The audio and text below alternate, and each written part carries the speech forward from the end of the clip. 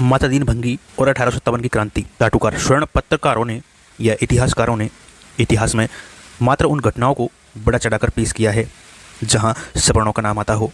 बाकी किसान कमेरों को क्रांतिकारी नायकों को गायब ही कर दिया का जीता जागता उदाहरण है माता दीन भंगी।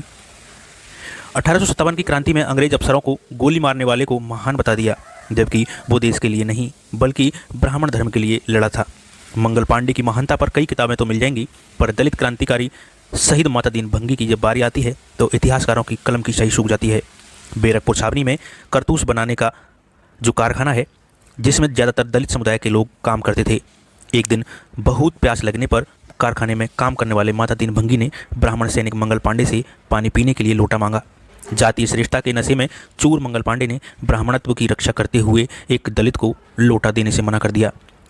माता दीन भंगी नाराज हो गए और कहा कि ओ पांडे, बड़ा आया ब्राह्मण का बेटा, जिन कारतूसों का तुम उपयोग करते हो ना, उन पर गाय की चर्बी लगाई जाती है। जिसे तुम दांतों से तोड़कर बंदूकें भरते हो ना, उनमें सुअर की चर्बी भी लगाई जाती है।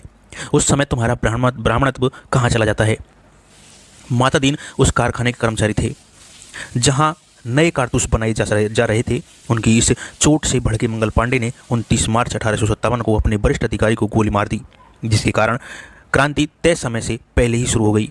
अंग्रेजों की सेना के आगमन को देखते हुए माता दीन ने छावनी में पड़े बारूद को चिंगारी दे दी, जिससे सारा बारूद खत्म हो गया। इस विप्लव का दोषी मानते हुए इस जो षड्यंत्र था उसका दोषी मानते हुए कई क्रांतिकारियों की गिरफ्तारियां की गई। 8 अप्रैल 1857 को पहली फांसी माता दीन को दी गई।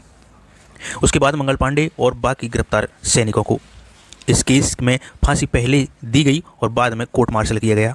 इस मुकदमे का नाम ही ब्रिटिश सरकार बनाम माता दीन था।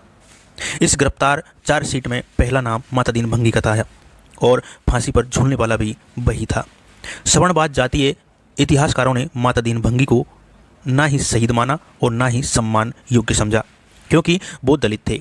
1857 का संग्राम किसान कमेरों का संग्राम था, क्योंकि देसी राजा व स्वर्ण लोग अंग्रेजों के सहयोगी बनकर लड़ रहे थे।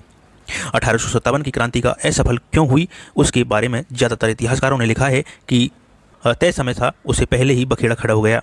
इतिहासकारों की धारणा के मुताबिक 1857 की क्रांति को असफल करने का एकमात्र गुनहगार मंगल पांडे था। परशुराम ने सारे क्षत्रिय पुरुषों को खत्म कर दिया था, उसके बाद भी नव क्षत्रिय पैदा हो गए। कैसे हुए वो ब्राह्मण शास्त्रों में लिखा हुआ है। अगर भारत के बहुजनों को ऐतिहासिक गंदगी से बाहर निकलना है तो ब्राह्मण और शास्त्रों का अध्ययन शुरू कर दें। जो पढ़ेगा वो आगे बढ़ेगा।